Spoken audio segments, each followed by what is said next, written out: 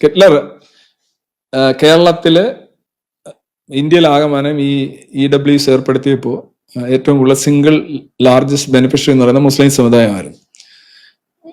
അതായത് മുന്നോക്ക മുസ്ലിം, മുന്നോക്ക Christian, മുന്നോക്ക Hindu, ഇവർക്കാണ് EWS ഇതുവരെ സംവരണം കിട്ടാത്ത ഇവർക്കുള്ള ജാതി സംവരണം സബ്ജക്ട് ടു ഒരു ക്രിമി ലെയർ 8 ലക്ഷം രൂപ. ഇതാണ് ഒരു ചെറിയ വ്യത്യാസമുണ്ട്. OBC ക്രിമി ലെയറും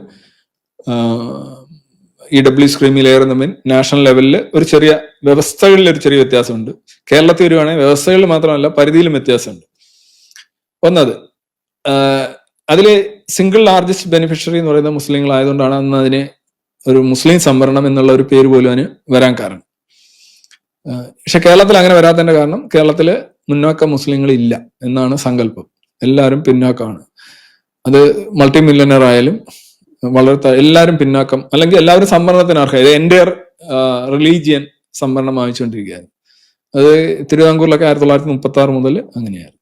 അപ്പൊ അതുകൊണ്ട് ഇവിടെ EWS വന്നപ്പം കേരളത്തിലുള്ള MP-മാർക്ക് അത് വ്യത്യാസം മുതൽ അവർക്ക് ഓൾറെഡി 12% സംവരണം എല്ലാ മുസ്ലിങ്ങൾക്കും ഉണ്ട്. അപ്പോഴാണ് 10% സംവരണം മുന്നാക്ക മുസ്ലിങ്ങൾക്ക് കൊണ്ടുവന്നിരിക്കുന്നത്. അപ്പൊ അവർക്ക് അതിനകത്ത് ഇൻട്രസ്റ്റ് വരേണ്ട കാര്യമില്ലല്ലോ. എല്ലാവർക്കും 12% ഉള്ളപ്പോഴാണ് മുന്നാക്കക്കാർക്ക് മാത്രമായിട്ട് 10%. സോ എന്തിനാണ് അതിന്റെ വ്യവസ്ഥകൾ കുറെ കൂടെ കഠിനവും. അപ്പൊ അതിന്റെ അവർക്ക് താല്പര്യമില്ല. അതുകൊണ്ട് അവർക്ക് അതിനെ സമരം ചെയ്തു, അത്രേ ഉള്ളൂ. ആ സമരം ചെയ്യുകയോ പ്രസ്താവന ഇറക്കുകയോ ചെയ്തു. ഇരട്ടത്തപ്പ് വളരെ വ്യക്തമല്ല. എന്നാൽ കേരളത്തിന് പുറത്തുള്ളവർക്ക് അങ്ങനെയല്ല. അവിടെയുള്ള മുസ്ലിങ്ങൾ സമരം ചെയ്യില്ല.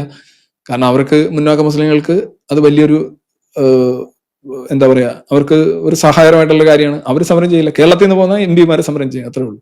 താങ്കൾ മനസ്സിലാക്കും. മുസ്ലിം ലീഗ് കേരളത്തിൽ നിന്നാണ് MP-മാരെ വിടുന്നത്. വേറെ സംസ്ഥാനങ്ങളിൽ നിന്ന് അവർക്ക് MP-മാരില്ല. വേറെ ഇപ്പം UP നിന്നാണ് പോകുന്നതെന്നുണ്ടെങ്കിൽ അവിടെ ഒരുപാട് മുന്നോക്ക മുസ്ലിംസിന് EWS സംവരണം കിട്ടുന്നുണ്ട്. അവിടെ നിന്നുള്ള MP അതിനെതിരെ സംസാരിക്കില്ല, അത്രേ ഉള്ളൂ. 30% മുസ്ലിം വോട്ട് N ബ്ലോക്കായി കിട്ടിയാലും 42-44% വേണമല്ലോ ജയിക്കാൻ. പിന്നെ ആരാണ് TMCക്ക് വോട്ട് ചെയ്യുന്നത്? ആ കാസ്റ്റ് കാറ്റഗറി പീപ്പിളിന് TMC ഗുണ്ടകളുടെ ഉപദ്രവമൊന്നുമില്ല. ഇതങ്ങനെയല്ല. ഈ 30% മുസ്ലിം വോട്ട് അല്ലെങ്കിൽ ഈ നിങ്ങൾ ബംഗാളിലെ കാര്യമാണ് പറയുന്നത്. ഇത് ശതമാന കണക്കല്ല. മുസ്ലിങ്ങളെല്ലാം മുസ്ലിം കാൻഡിഡേറ്റിന് വോട്ട് ചെയ്യും, ഹിന്ദുക്കളെല്ലാം ഹിന്ദു കാൻഡിഡേറ്റ് വോട്ട് ചെയ്യും, ക്രിസ്ത്യാനികളെല്ലാം ക്രിസ്ത്യൻ കാൻഡിഡേറ്റ് വോട്ട് ചെയ്യുകയും ചെയ്യുകയാണെങ്കിൽ ബംഗാളില് ഹിന്ദു കാൻഡിഡേറ്റ് ആയിരിക്കും ചെയ്യുക, BJP ആയിരിക്കും ചെയ്യുക. BJP ആണത് മുന്നോട്ട് വെക്കുന്നത്, BJP ആയിരിക്കും ചെയ്യുക. അല്ലെ ശിവസേനയെങ്കിൽ ശിവസേന. ഇതിന്റെ പ്രശ്നം ഒരു വോട്ട് ബാങ്ക് പൊളിറ്റിക്സിലെ ഈ ഉമ്മത്ത് എന്ന് പറയുന്ന സാധനം അത് ഈ പഞ്ചായത്ത് മുതൽ UN വരെ അത് പ്രവർത്തിക്കുന്നുണ്ട്. അത് ജനാധിപത്യം അവർക്ക് വളരെ എന്താ പറയുക, വളരെ സ്യൂട്ടബിൾ ആയിട്ടുള്ള വളരെ ഇതായിട്ടുള്ള ഗ്രൗണ്ടാണ്. കാരണം ഈ മുസ്ലിം അല്ലെങ്കിൽ ക്രിസ്ത്യൻ അവർ വോട്ട് ചെയ്യുന്നത് they vote for the religion. Basically religious sentiments oriented ആയിട്ടാണ് അവർ വോട്ട് ചെയ്യുന്നത്. അപ്പൊ 30% പോയിട്ട് അവർ 20% മതി. അവർ രാഷ്ട്രീയ പാർട്ടികൾക്ക് അവരെ കൺസിഡർ ചെയ്യേണ്ടി വരും. കാരണം അവർ 20% they vote for their religion, അവർ in the interest of their religion. ഈ പറയുന്ന 40% ഹിന്ദുക്കളുണ്ടെങ്കിൽ അവര് അവരുടെ റിലീജിയന് വോട്ട് ചെയ്യണം. അതേ കണക്ക് ചെയ്യുകയാണെന്നുണ്ടെങ്കിൽ അവർ ജയിക്കാം. അങ്ങനെ ചെയ്യുന്നില്ല, അതൊരു വസ്തുതയാണ്. അല്ലാതെ നിങ്ങൾ ശതമാന കണക്കല്ല. 30% ഉണ്ടെങ്കിൽ അതിനകത്തൊരു 28% മതം നോക്കിയായിരിക്കും വോട്ട് ചെയ്യുന്നത്. ഈ അപ്പുറത്തെ 40-44% ഉണ്ടെങ്കിൽ അങ്ങനെയല്ല, അത് ഫ്രാഗ്മെന്റഡ് ആണ്. ഇത് എല്ലാവർക്കും അറിയാവുന്ന ബേസിക് ആയിട്ടുള്ള കാര്യമല്ലേ. നിങ്ങളൊരു ചോദ്യമായിട്ട് ചോദിച്ചത് എന്തുകൊണ്ടാണ്?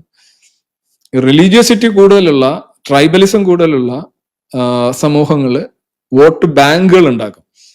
ഹിന്ദുക്കൾക്ക് അങ്ങനെ ഒരു വോട്ട് ബാങ്ക് ഉണ്ടായിരുന്നില്ല. BJP അത് ഉണ്ടാക്കിക്കൊണ്ടിരിക്കുകയാണ്.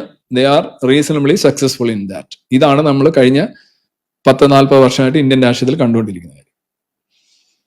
അതാണ് വസ്തുത. എല്ലാം മതപരമാണ്, മതപരം.